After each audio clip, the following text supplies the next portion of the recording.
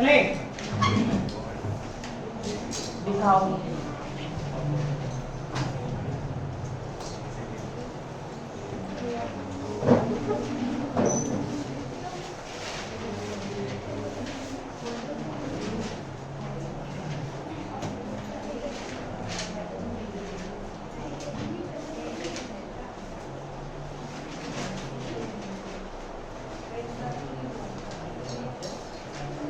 First हो गया था, ये सेकंड को लिख रहा है।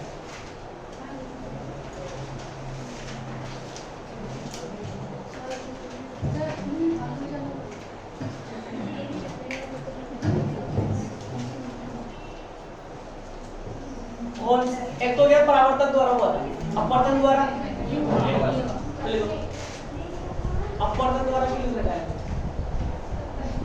ये दो सेकंड नंबर अपवर्तन द्वारा ध्रुवण,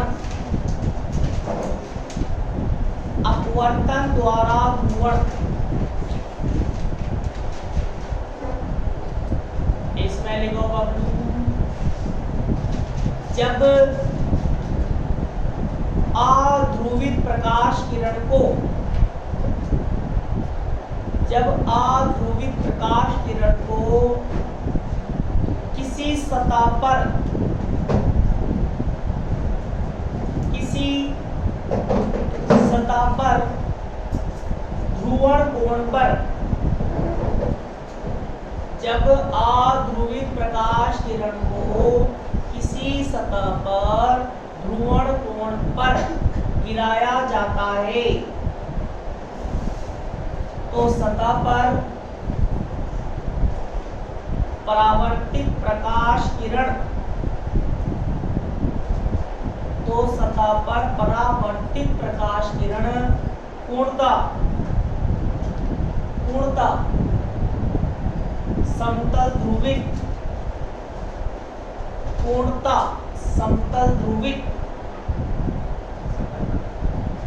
प्राप्त होता है।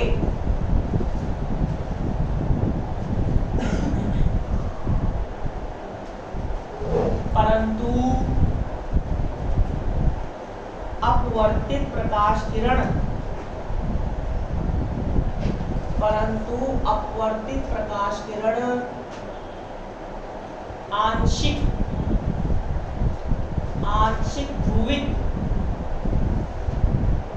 प्राप्त होता है, आंशिक ध्रुवित प्राप्त होता है यदि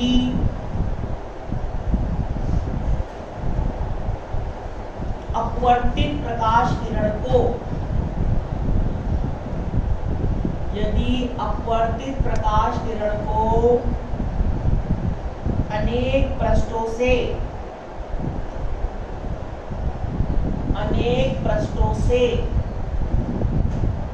गुजारा जाए, अनेक पृष्ठों से गुजारा जाए तो इसमें ध्रुवण की मात्रा, तो इसमें ध्रुवण की मात्रा बढ़ती जाती है, इसमें ध्रुवण की मात्रा बढ़ती जाती है और पृष्ठों की संख्या, पृष्ठों की संख्या बहुत अधिक होने पर, बहुत अधिक होने पर अंत में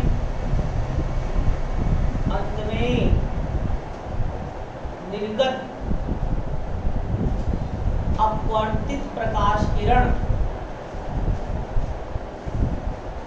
अंत में निर्गत अपवर्तित प्रकाश किरण पूर्णतः समतल ध्रुवित,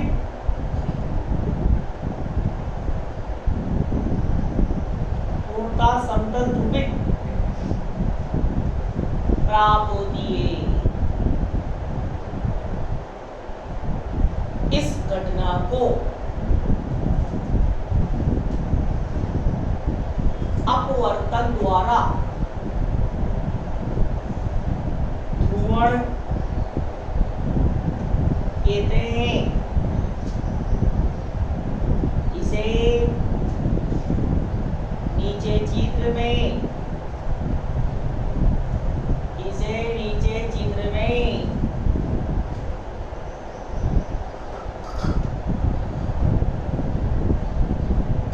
दर्शाया गया है।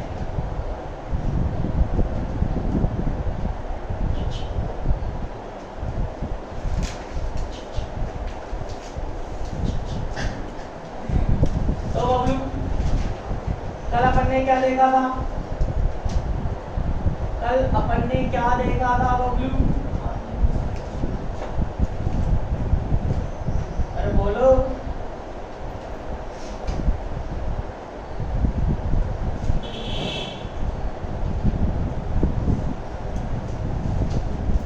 क्या देखा था? कल अपन ने देखा था कोई पारदर्शी पृष्ठ है, पानी। अगर इस पारदर्शी पृष्ठ पर विशेष कोण पर तभी होगा। तो विशेष कोण पर जब अध्रुवित प्रकाश आएगा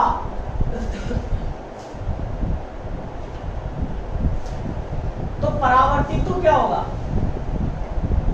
परावर्तित तो क्या होगा? पूर्णतः ध्रुवित, परंतु अपवर्तित आंशिक ध्रुवित। मतलब इसमें डॉट भी होंगे, लंबवत कंपन, समांतर कंपन दोनों होंगे। तो ये आंशिक ध्रुवित बोला था मैंने। तो ये तो होता है पूर्णतः समतल ध्रुवित। अपन ये चाहते हैं कि ये भी क्या हो? पूर्णतः समतल ध्रुवित हो। तो अपन क्या करते हैं? एक पदार्थ पर ब्रूस्टर कोण पर, किस पर बबलू?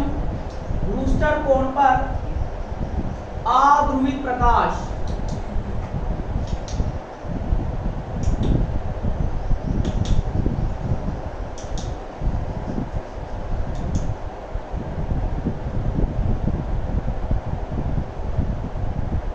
अध्रुवित प्रकाश क्या करते हैं? आपतित करते हैं। तो बताओ, एक बात क्या होगा? परावर्तित। एक बात क्या होगा? अपवर्तित। तो परावर्तित भाग तो क्या होगा? पूर्णतः समतल ध्रुवित। और अपवर्तित भाग क्या होगा? आंशिक ध्रुवित। फिर यहाँ से एक भाग क्या होगा? परावर्तित, जो कि पूर्णतः क्या होगा? पूर्णतः क्या होगा? समतल ध्रुवित। तो ये क्या होगा? आंशिक ध्रुवित। फिर आगे गया तो एक भाग क्या होगा? परावर्तित।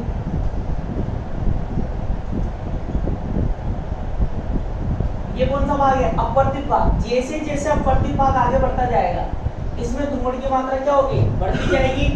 और पट्टियों की संख्या अधिक होने पर जब ये निर्गत होगा तो ये भी कौन सा हो जाएगा? पूर्णतः ध्रुवित।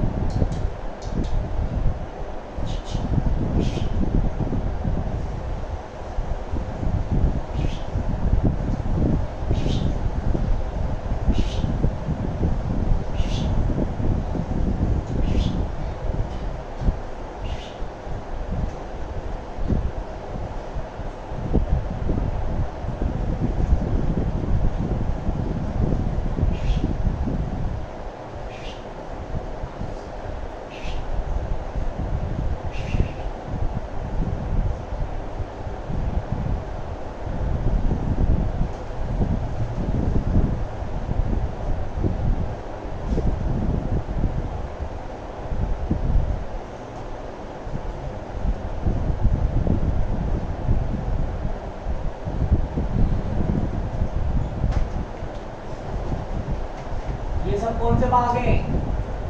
परावर्तित भाग।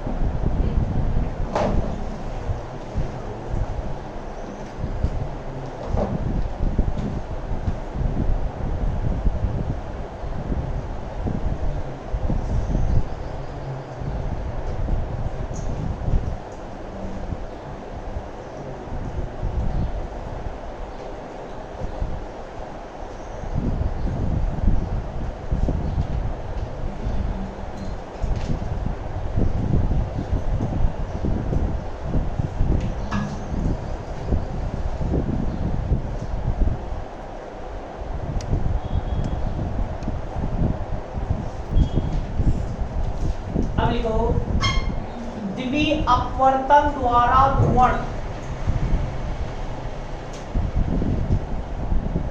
द्वि अपवर्तन द्वारा ध्रुवण, ये मोस्ट इंपोर्टेंट है, द्वि अपवर्तन द्वारा ध्रुवण।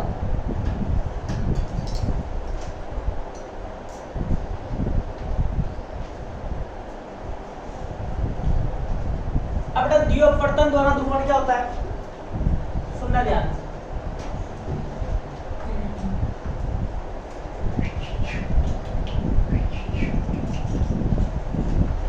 तो जब किसी अध्रुवित प्रकाश किरण को,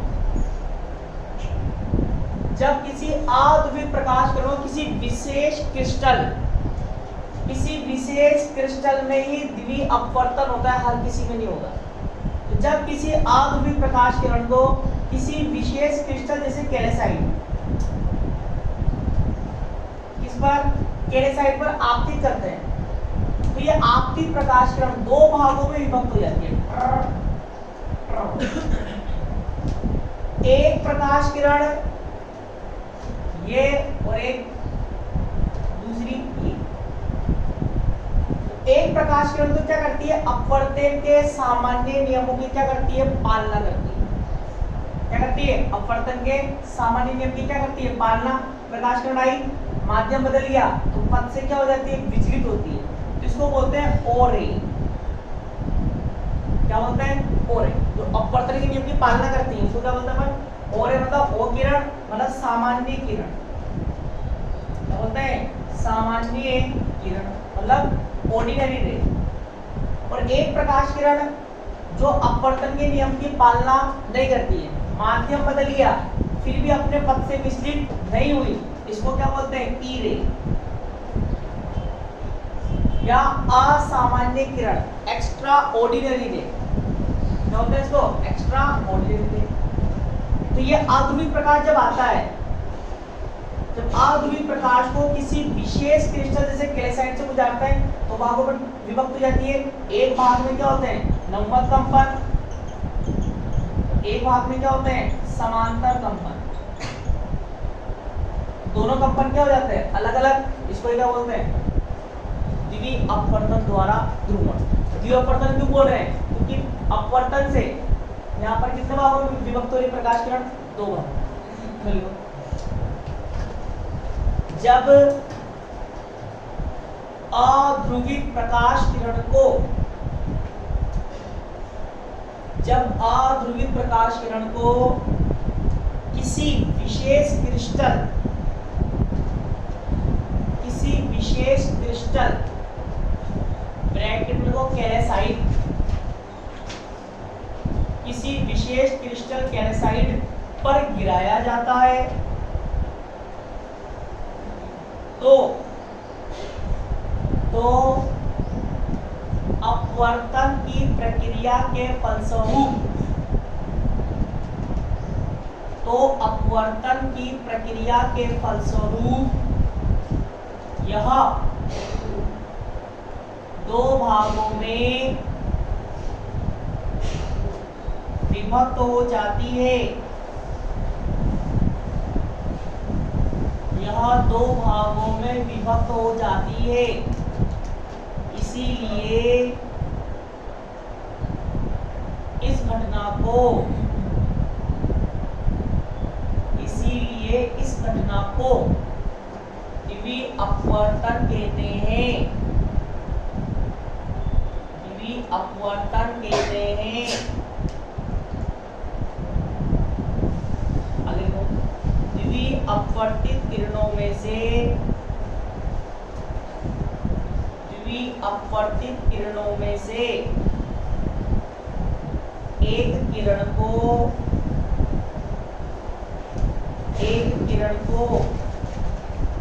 ओ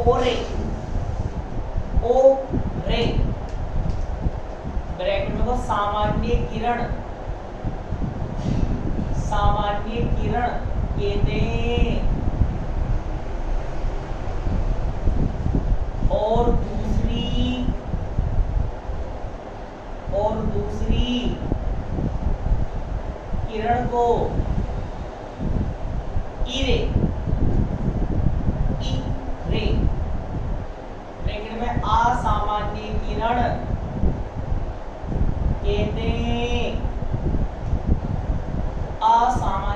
किरण कहते हैं।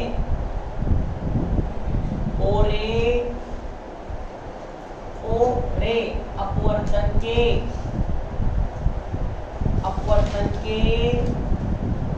सामान्य नियमों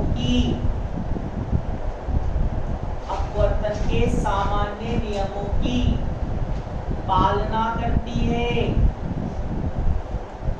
अपवर्तन के सामान्य नियमों की पालना करती है, जबकि ई रे अपवर्तन के सामान्य नियमों की पालना नहीं करती है।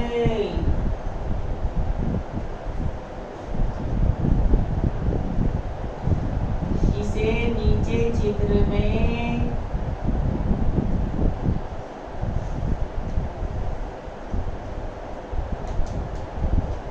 दर्शाया गया है।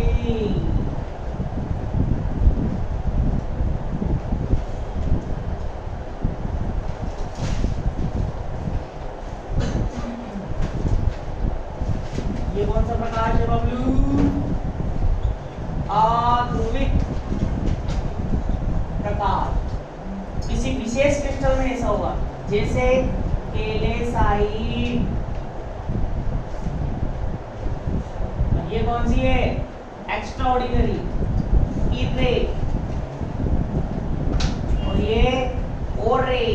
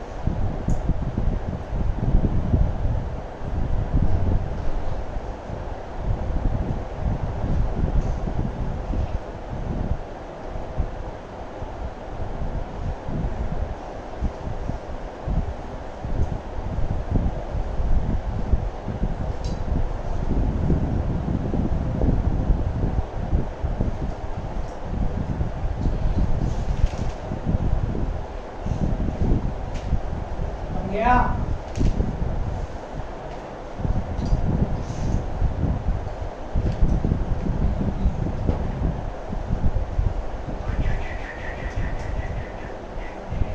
अब लिखो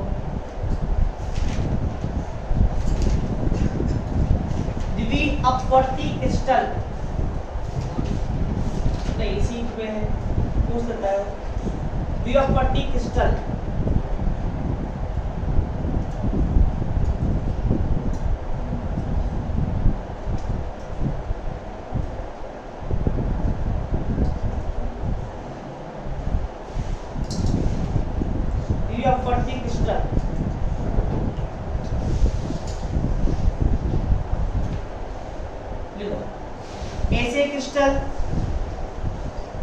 ऐसे क्रिस्टल जिन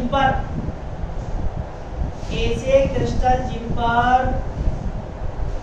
प्रकाश किरण आपतित करने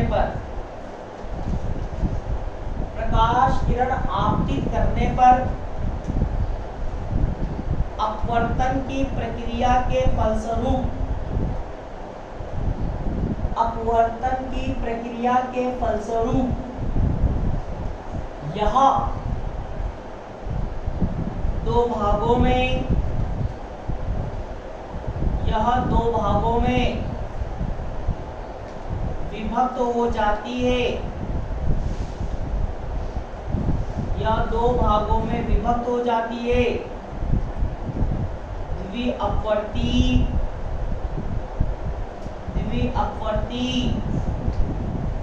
क्रिस्टल कहलाते हैं।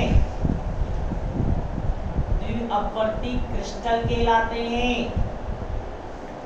जैसे quartz,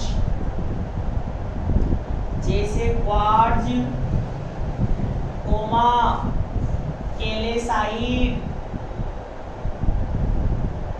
coma topaz, comma एल्गोनाइट,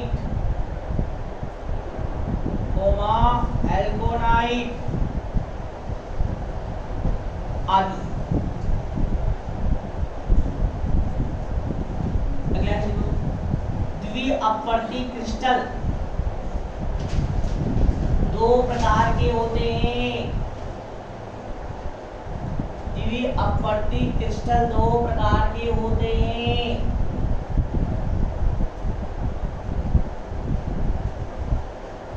first number लिखो ब्लू, एक अक्षीय क्रिस्टल।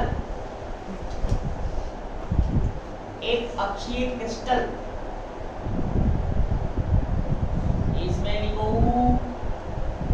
ऐसे द्विअपवर्ती क्रिस्टल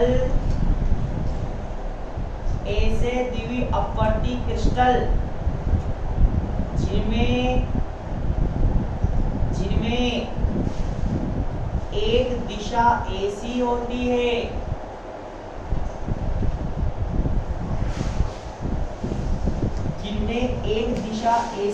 है जिसके अनुदिश द्विअपवर्तन की घटना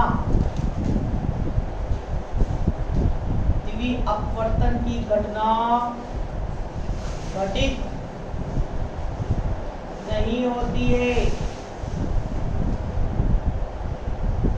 द्विअपवर्तन की घटना घटित नहीं होती है। एक अक्षीय क्रिस्टल कहलाते हैं।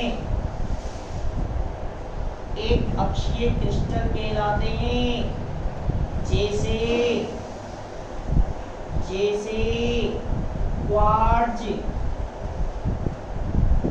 कोमा कैल्साइट, कोमा टूरमेलिन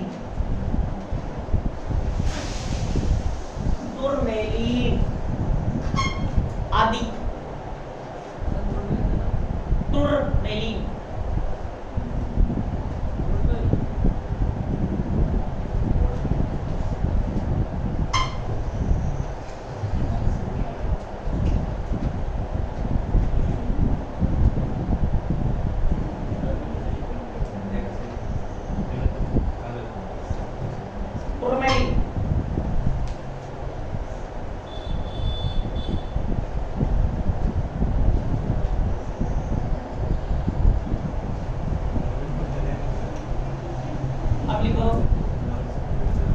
द्विअक्षीय क्रिस्टल, इसमें लिखो बबलू ऐसे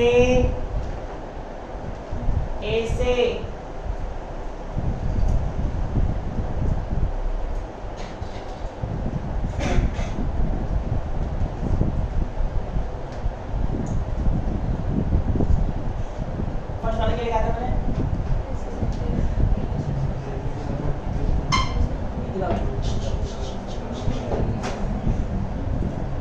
एक अक्षीय थे ऐसे द्विअपवर्ती क्रिस्टल जिनमें दो दिशा ऐसी होती है जिसके अनुदिश द्विवीय अपवर्तन की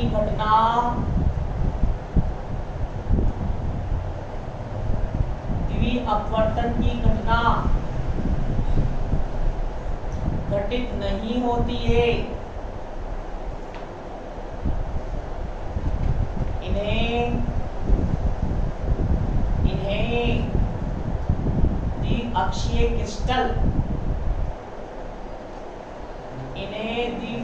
क्रिस्टल कहते हैं। जैसे टोपाज,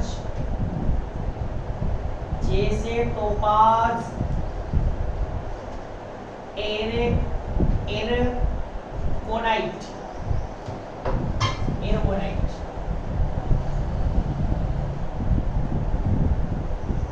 आदि।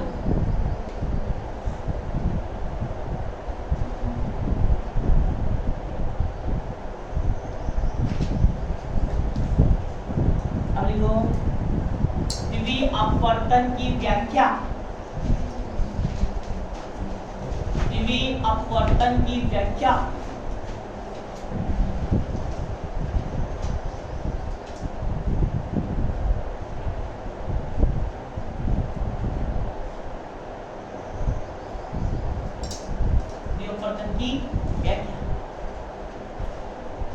तो बेटा द्विअपवर्तन की व्याख्या करने के लिए आप छोटा सा प्रैक्टिकल कर सकते हो। क्या करोगे, एक सफेद कागज लो, क्या लो, सफेद कागज, उस सफेद कागज के बीच में शाही से डॉट बना, शाही से क्या बना दो, डॉट। फिर क्या करो, कैल्साइट क्रिस्टल लो और कैल्साइट क्रिस्टल से उसको देखो, इसको डॉट को। जैसे ही कैल्साइट क्रिस्टल से डॉट को देखोगे तो आपको दो डॉट दिखाई देंगे, मतलब इस एक के कितने प्रतिबिंब दिखेंगे, दो प्रतिबिंब दिखेंगे। कितने, दो प्रतिबिंब दिखने का मतलब क्या है, प्रकाश किरण कितने भागों में विभक्त हो गई, दो भागों में। और फिर जब आप इसको घुमाओगे, क्या करोगे, घुमाओगे तो एक प्रतिबिंब तो स्थिर रहेगा, तो दूसरा प्रतिबिंब उसके चारों ओर क्या होगा, जैसे जैसे क्रिस्टल घूमेगा वैसे वैसे वो प्रतिबिंब भी क्या होगा, घूमेगा। मतलब उनमें से एक प्रकाश किरण क्या है, ई, और दूसरी क्या है, ओ।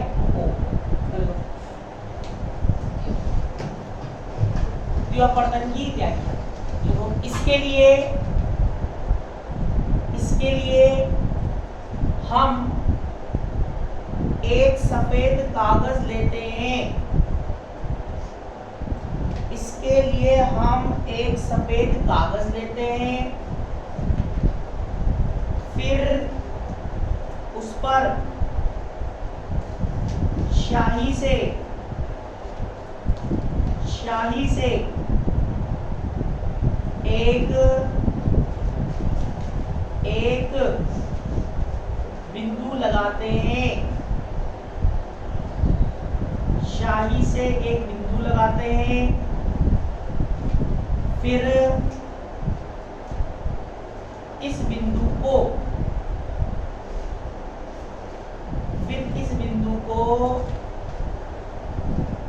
कैल्साइट क्रिस्टल से देखते हैं तो इस बिंदु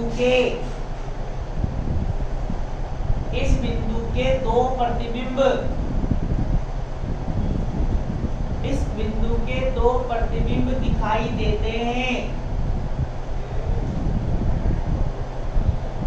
यदि कैल्साइट क्रिस्टल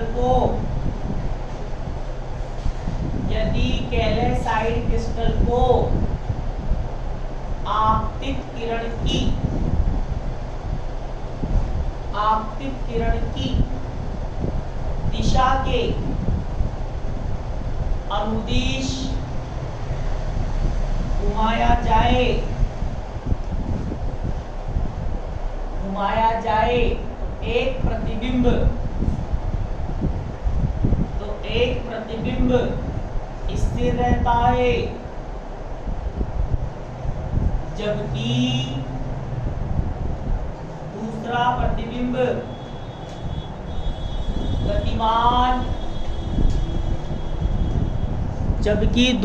प्रतिबिंब गतिमान दिखाई देता है। जबकि दूसरा प्रतिबिंब गतिमान दिखाई देता है। अगली लाइन से लिखो, स्थिर प्रतिबिंब लिखे जाओ, इसमें कुछ भी नहीं है। स्थिर प्रतिबिंब को बनाने वाली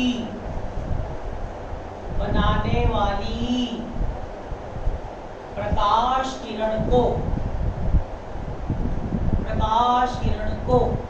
ओरे कहते हैं। जबकि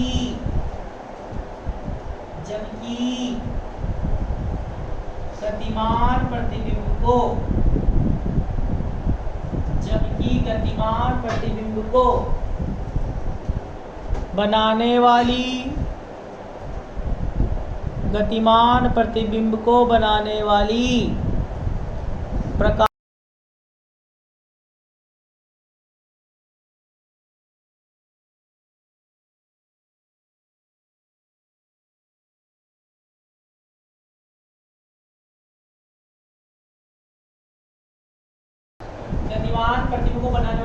प्रकाश किरण को ओरे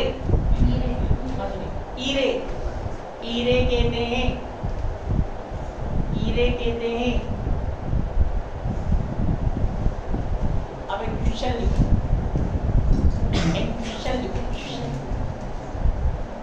ईरे और ओरे में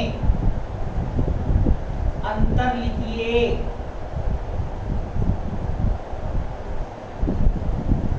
इरे ओर्रे में अंतर लिखिए। आंसर में एक तरफ लिखो ओर्रे, एक तरफ लिखो ओर्रे, एक तरफ लिखो इर्रे। पहले ओरे लिखना, फिर इरे लिखना। ओरे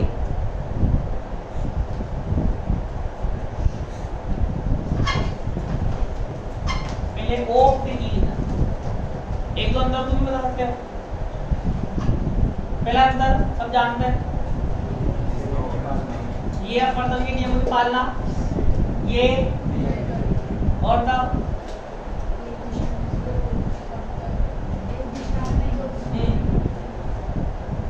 इसके कौन से क्रिस्टल होते हैं? तो लिखो, इसमें लिखना और है फर्स्ट नंबर, ये अपवर्तन के सभी नियमों की पालना करती है।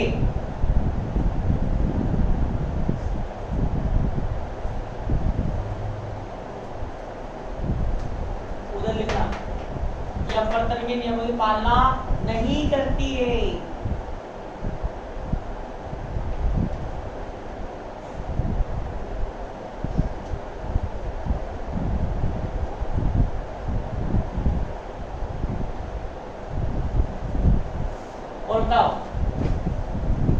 और में जो कंपन है वो तल के लंबवत है कि समांतर है? ओ में लंबवत है और ई में क्या है? समांतर। ओ में लिखो। इसमें कंपन तल मुख्य परिच्छेद के लंबवत होते हैं।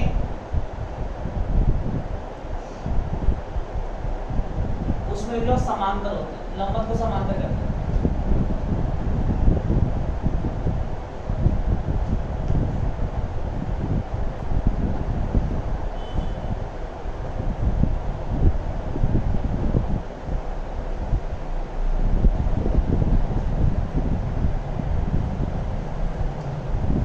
गया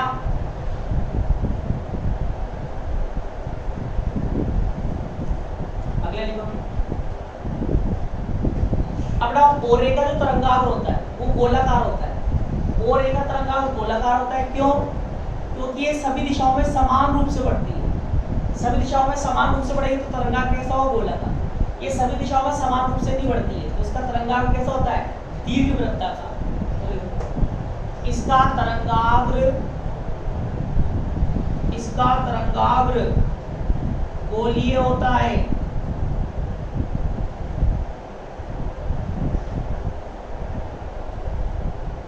उधर लिखो, इसका तरंगाग्र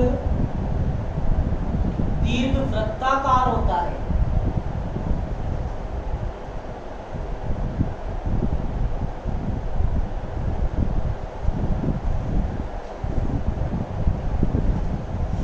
में लिखो,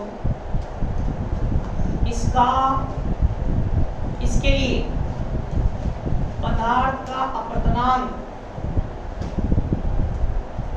लिए पदार्थ का अपवर्तनांक,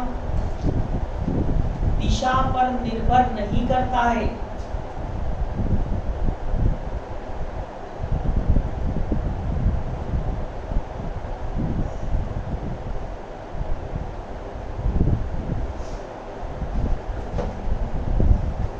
इसके लिए पदार्थ का अपवर्तनांक दिशा पर निर्भर नहीं करता है। उसमें लिख लो आते आते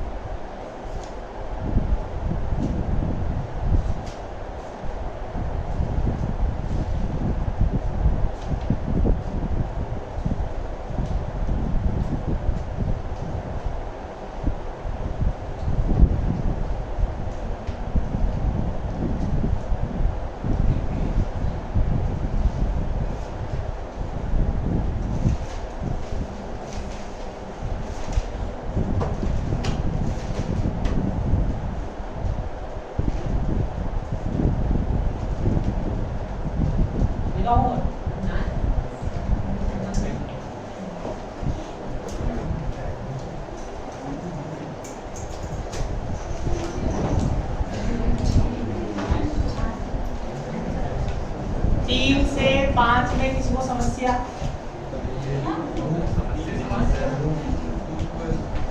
वैसे अभी तुम 2 बार आ रहे हो, 7 से 8 और फिर 4 से 5। अगर 3 से 5 हो जाए तो समस्या है। धूप